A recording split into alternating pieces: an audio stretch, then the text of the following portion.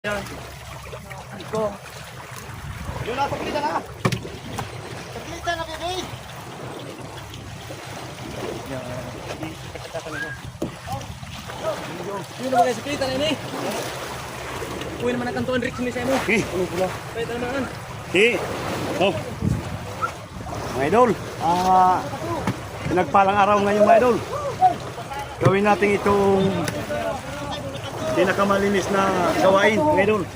Ayan, ang dami pa mga idol. Oh. Yung hindi nakasama, sorry na lang ha. Sorry na lang hindi yung nakasama. Kasi makukulit kayo. Oye, pinasir mo sa imong. Muninti, ano ang saklitan ta?